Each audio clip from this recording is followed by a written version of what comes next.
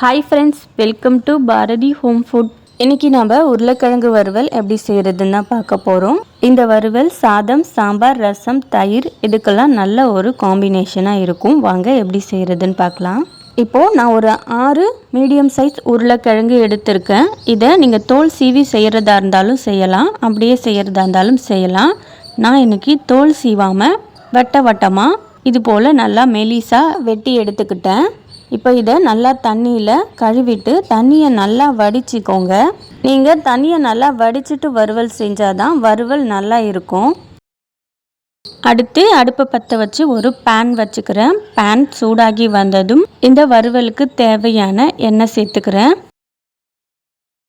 இப்போது நம்ம சேர்த்த எண்ணெய் நல்லா காய்ந்து வந்ததும் ஒரு 1/2 டீஸ்பூன் அளவுக்கு கடுகு சேர்த்துக்கோங்க. நம்ம சேர்த்த கடுகு நல்லா பொரிஞ்சு வந்ததும் அது கூடவே கொஞ்சமாக மஞ்சள் தூள் சேர்த்துக்கோங்க. மஞ்சள் தூள் சேர்த்துட்டு அது கூடவே ஒரு 1/4 டீஸ்பூன் அளவுக்கு மல்லித்தூள் சேர்த்துக்கோங்க.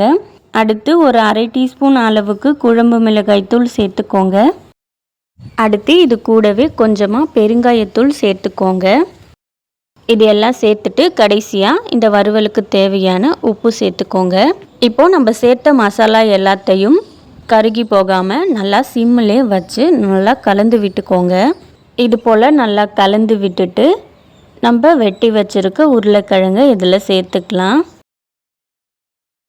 இப்போது நம்ம சேர்த்த எல்லா காயையும் நல்லா ஒரு முறை கலந்து விட்டுக்கலாம். நம்ம சேர்த்த மசாலா எல்லாமே ஈவனாக எல்லா காயிலையும் படுற அளவுக்கு நல்லா கலந்து விட்டுக்கோங்க.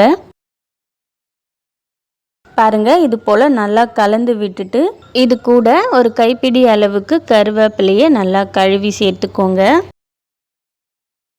நம்ம உருளைக்கிழங்குக்கு தேவையான தண்ணி சேர்த்துக்கலாம். தண்ணி நிறையா சேர்க்க தேவையில்ல. காய் வதங்கிறதுக்கு மட்டும் லேசாக இது போல் தளிச்சுக்கிட்டா போதுமானது. இப்போ இதை மிதமான தீயில ஒரு 5லேருந்து 7 நிமிஷத்துக்கு வச்சு நல்லா வதக்கிக்கோங்க.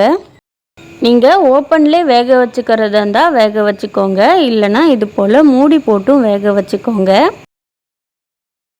இப்போ ஒரு 6-7 நிமிஷத்துக்கு அப்புறம் பாருங்கள், உருளைக்கிழங்கு நல்லா வெந்து வந்திருக்கு. இந்த ஸ்டேஜில் நம்ம ஒரு 5-6 பல்லு பூண்டை ஒன்றும் பாதியுமாக இடிச்சிட்டு உருளைக்கிழங்குல சேர்த்துக்கலாம். இது போல் பூண்டு சேர்த்து பண்ணும்போது உருளைக்கிழங்கு வறுவல் இன்னுமே டேஸ்ட்டாக இருக்கும். உங்களுக்கு சோம்பு வாசனை பிடிக்கும்னா சோம்பு கூட கொஞ்சமாக நுணுக்கிட்டு சேர்த்துக்கலாம். சோம்பு வாசனை பிடிக்காதவங்க ஸ்கிப் பண்ணிக்கோங்க. அதே போல் நீங்கள் விருப்பப்பட்டால் நான்வெஜ்ஜுக்கு சேர்க்குற கறி மசாலா கூட கொஞ்சமாக சேர்த்துக்கலாம். இதெல்லாம் நான் ஒரு ஆப்ஷனலாக தான் கொடுக்குறேன், உங்களுக்கு விருப்பப்பட்டால் மட்டும் சேர்த்துக்கோங்க. இப்போது இன்னும் ஒரு 3 நிமிஷம் அடுப்பில் நல்லா சிம்லே வச்சுட்டு நல்லா பொன்னிறமாக மொறுமொறுப்பாக ஆகி வர வரைக்கும் வெயிட் பண்ணிக்கோங்க. இப்போ பாருங்கள், உருளைக்கிழங்கு நல்லா செவந்து பொன்னிறமாக நல்லா மொறுமொறுப்பாக ஆகி வந்திருக்கு. இந்த ஸ்டேஜில் நம்ம அடுப்பை ஆஃப் பண்ணிக்கலாம். அவ்வளோதான் ஃப்ரெண்ட்ஸ், இந்த சிம்பிளான உருளைக்கிழங்கு வறுவல் ரெசிபி உங்களுக்கு பிடிச்சிருக்குன்னு நம்புகிறேன். பிடிச்சிருந்தால் லைக் பண்ணுங்கள், உங்கள் ஃப்ரெண்ட்ஸ் அண்ட் ஃபேமிலியோடு ஷேர் பண்ணுங்கள். நீங்கள் இன்னும் நம்ம பாரதி ஹோம் ஃபுட் சேனலை சப்ஸ்கிரைப் பண்ணலைன்னா சப்ஸ்கிரைப் பண்ணிக்கோங்க. தேங்க்யூ. தேங்க்ஸ் ஃபார் வாட்சிங்.